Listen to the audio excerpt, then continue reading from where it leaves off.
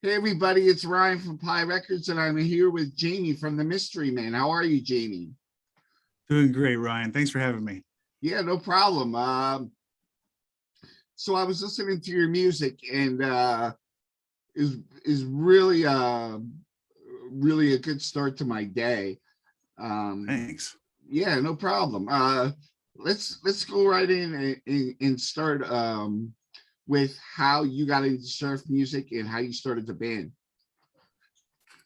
Getting into surf music, I don't even quite remember. It was kind of one of those things that was always in there. But I think I always think of my first real exposure to surf music being the Fat Boys, the old rap group. Yeah, They did a Wipeout yep, on either for a soundtrack or for something. And it was at my time when I was very into the Fat Boys. So that first caught my imagination. And then later when I got into heavy metal, Anthrax did Pipeline. yep. And at the time, I was kind of learning how to play guitar, and my dad had these awesome learn to play guitar with the Ventures records, and on there was Pipeline.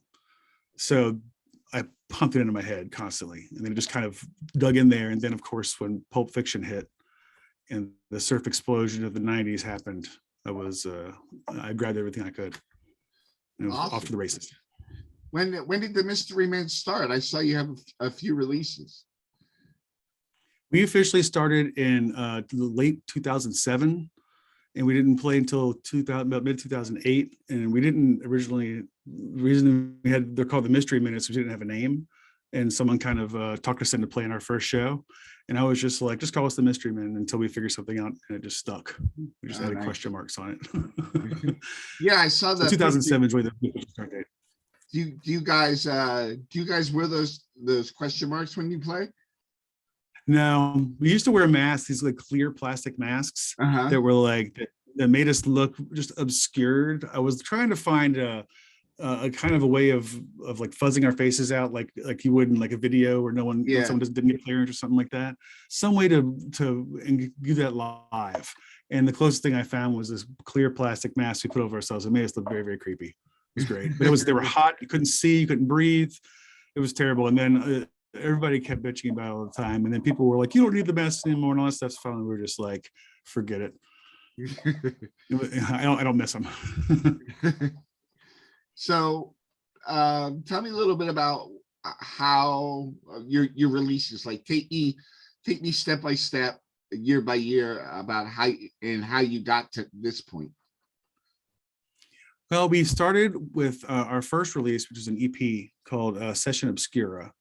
And it was really just going to be, we had a couple songs we had written at that point. We've been around a long time, and we were just mostly a cover band for a long time. We couldn't find our footing. We couldn't find our voice.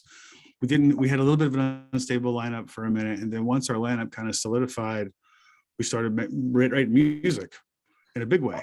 So for 2011, we were like, we need to record something just to get something online, just to have some sort of presence, just to have, so we can, point people to things. So we set up with our bass player, knew a couple of guys who were into recording, and they came over to my house, and we set up for a weekend and just recorded, knocked out 4 songs. And when we started hearing it, we were like, well, dang, this is better than we thought. So maybe we'll make a release out of it. So we made a little 4-song EP, and excuse me, and off the races we go. And it was a great success, and it sounded really good, and it spurred us forth. And then we added, in 2012, we added Chad to our band as our third guitar player, which was always my dream. He was originally going to be a third guitar player and a keyboard player and a switch off, kind of like another great surf band, like in the Cosmonauts. They did that a lot, Yeah. and it was like one of my inspirations. And so that's all changed, of course, over the years. Now he just plays guitar.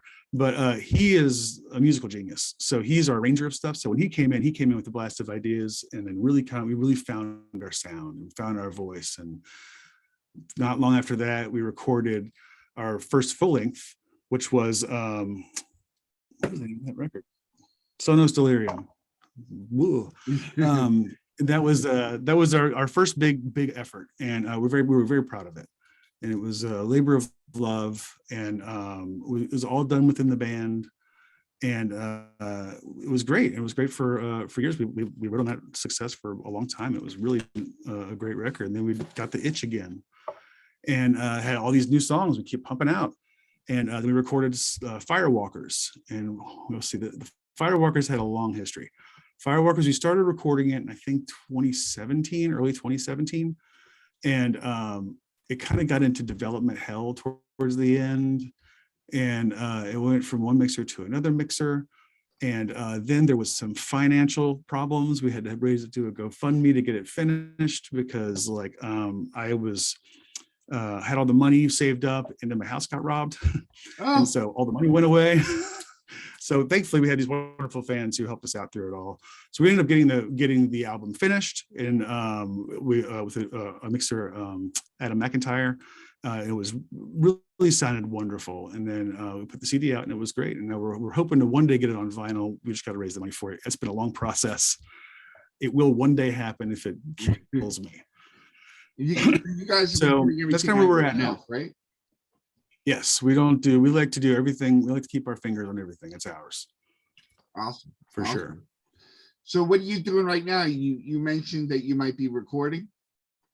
Yes, we're recording a new EP. We're going to do a couple EPs, just digital only, until we have enough to release a full length. Then we'll just put those EPs all together. Maybe we'll add a couple songs to it and put it out as an LP.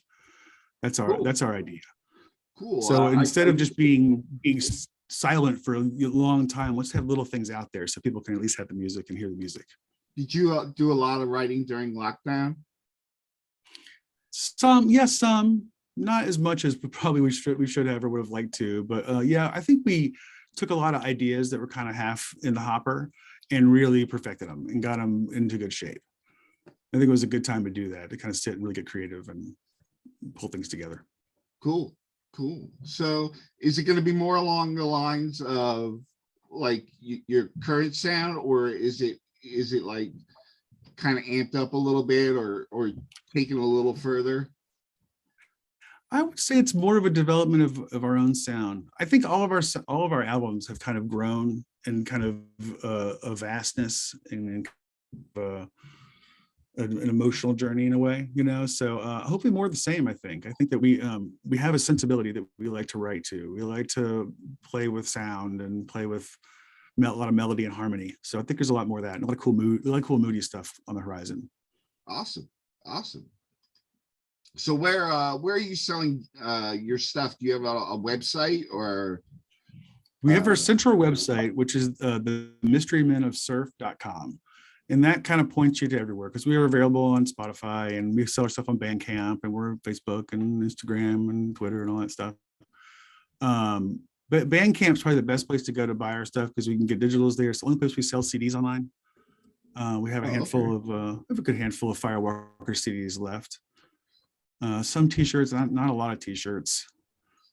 We're hoping to do new design t-shirts pretty soon, but Bandcamp's pretty much the best. But our main website, the mysterymenofsurf.com, it'll point you to all the places and it'll also just let you know where we're playing next. And you're the guitar player? Yes. A guitar player. One of three. Yeah, me and Chad are kind of the leads. So tell me a little bit about your sound. What's your rig like? I play, it depends on kind of where I'm at. At practice, my favorite rig is a Bandmaster, an old 66 Bandmaster through a 215 cabinet. So it's big and boomy. Live though, I play a reissue 63 Vibroverb brown face, and I put a single 12 in it instead of two 10s. So it's got a little more body, I'd say. And I think it sounds great. It's super light. It's super punchy. It's got a really great personality sound. I run through a Texotica reverb tank. Sadly, they don't make those anymore, but it is the best reverb tank I've ever heard in my life. And I've played through. I have an old Fender as well, a Fender reissue. It's great too. It sits in my practice space, but it's buzzy, as they often are. I played through Gomez's. I played through Kendrick's. I played through a whole bunch of them, and they all sound good. But this Texotica is my favorite. I love it so much. Nice. As for my pedal board, I don't use a lot of pedals. Sometimes I do, but I have a couple of delays, an analog delay and a digital delay. I use tremolo here and there. I'll use an overdrive occasionally. I have a boost pedal that's always on, just kind of gives me a little more hair and grit. That's about it. Pretty simple stuff. What's your guitar of choice? Oh, I'm a Fender Stratocaster user. I love a Fender Strat. I love I have a 1990 American. It was actually a Strat Plus. It had It's got 2-post trim, which I love. And it used to have locking tuners like up at the top. Or no, Yeah. I'm sorry, it had graphite tuners. It has locking tuners, but it has like it used to have a graphite nut, not a graphite. I'm so terrible. Like a roller nut. It was like this metal roller nut, and it was terrible because I played big strings, and getting strings through that thing was terrible. So I had to have that replaced, and you had to like add a little bit of rosewood to it, and now it's perfect. Oh, And I nice. love that guitar. It's like an old glove you just put on. It's just I love a lot of guitars, but that guitar fits me like nothing else. Nice. Yeah, I love my Strat too. It's something about the way it feels, in the hands, and Yeah. just the it's really easy to play. It's so organic. It's just a perfectly designed guitar, in my opinion. Yeah. I love them. Now, do the other two guys mix it up a little bit? Yes, they both play jazz masters primarily. That's their main guitar. Occasionally, Chad will pull a Strat out. Occasionally, not very often. Their jazz master sound fits their sound a lot. Richard our other guitar player, he plays almost exclusively jazz masters. Every once in a while, he'll pull out a Mosrite or a Hallmark Mosrite lookalike, or occasionally a Jaguar, which is always fun. But mostly it's jazz masters for those guys. Awesome. Now, one thing I don't know about is the difference between a Jag and a Jazz Master, and I'm sure it's pretty extensive. Can you explain? There's a couple differences. The Jazz Master is a full scale guitar like a Stratocaster, 25.5 inch neck scale length. Jaguar is 24-inch scale length, so it's a little shorter, and it'll give a little clunkier sound. It's also got the Jazz Master has two. They're kind of like they're single coil pickups, but they're look a little bit like P90s. They're just they're a little different wind. Oops, sorry. And the Jaguar has two single coil pickups with so they're a little bit of a different sound, but they're kind of similar, in a way that in the way that they're more similar to each other than they are from a Strat. Strat's a little different. It's a little, I always call it poingier, a little sparklier sound, a little different. But they all have great voices. They all have great different voices. Awesome. I love when there's multiple different guitar tones on a record, Yeah. or live. Like my band used to play the one dude had a Les Paul, and I played a Telecaster. Nice. And just like Crunch and bright. yeah, the combo really, especially when you split the channels, it's really cool. Yeah, hell yeah. That's awesome. Good So stuff, man. when do you expect this release to be ready? And you're waiting on the vinyl, but where you're going to release it on Bandcamp? We'll release it on Bandcamp and probably through the streamers as well. Just when we make sure it gets out there, But Bandcamp, Bandcamp's probably the first place it'll go. Okay. As far as release, when we're going to release it, we were just chatting about that today, actually, on our little chat. It could be as early as like late May, if we kind of play our cards right. But I think we're getting closer and closer. I think most of the parts are done. I think we're just doing final touches on recording tracks, and then, I think it's closer than even I think. So I admit that I'm not a big fan of recording. So a lot of the other guys kind of take the reins on this thing, and I'm just kind of like, just let me know when it's done. yes, because the mixing process is the most tedious, right? It's killer. Yeah. Oh my gosh, it's killer. Some It can be people a like little revel in it, contentious. and other people it's just Yeah. so hard. It's so hard for me. I love it. I like the process in theory. Like I love the creation, and I love, the polish of things and all that stuff. But sometimes it's like, difficult to communicate what you're trying to get at. And sometimes it gets a little contentious, and it's an emotional journey. I don't think do too often, so but the guys I work with, they know what's up, and they know how to do this stuff. So they're handling it great. Cool. And I'm loving what I'm hearing. Awesome. I can't wait to hear it. So do you have shows lined up? Are you kind of bouncing between the studio and shows, or do you have shows lined up in the future? We have some shows lined up in the future. Right now, we're kind of we always take things that as they come to us. If someone offers us a show, we like to say yes if possible. But right now, the next thing we have on deck is at the end of May. It's May 28th in Athens, Georgia. They do a surf fest every year with a bunch of local to Athens bands. It's actually a good handful of surf bands in Athens, of all things. Yeah. It's surprising. They got a great scene up there. Really great scene. They still have us up there every year, and so that's that weekend. I heard talk of possibly doing something in town at the Star Bar on the 29th of May. That's all Memorial Day weekend. So, but I haven't heard anything confirmed about that yet. And then we're pretty quiet, I think, until October, but things will pop up, I'm sure. But as of now, we've got nothing until May, which I think is good. It'll give us some time to focus on this, on getting this EP ready, and maybe work on the next EP, because we've already got I think 3 songs ready to go for the next EP. Oh, awesome. So we want to not drag our feet. We want to make sure we're still out there, staying out there. Awesome. Where are you guys located in Georgia? Atlanta, Georgia. Oh, awesome. That's our main spot. Right in the middle. Do you know Johnny from Missing Fink? I probably do. I'm sure I've met him in passing. I also might know his face because names are like my kryptonite. Johnny Fink, or Johnny. I'm sure I've met him. I'm Missing Fink Records. I know I follow them on Instagram and stuff like that. I'm very, very aware of that. Yeah, he's down by you guys. Oh, cool. Awesome. Well, is he like an Augusta area or that's it. Is it Augusta? Yeah. I don't know my geography too much when it comes to Georgia. Georgia's funny. Georgia's Atlanta. That's really Georgia's Atlanta. And then there's little offshoots, Augusta and Macon and Savannah. Sometimes it's a funny state. I did drive through Savannah. I went to Atlanta one time. Oh yeah.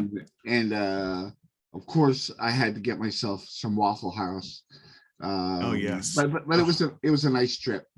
Mm-hmm. Actually, no, here's a funny piece of trivia. Our practice space where we practice and where we tend to host our surf stomp every year, our big for surf festival, is about across the street essentially from the original Waffle House. Really? That's now a museum.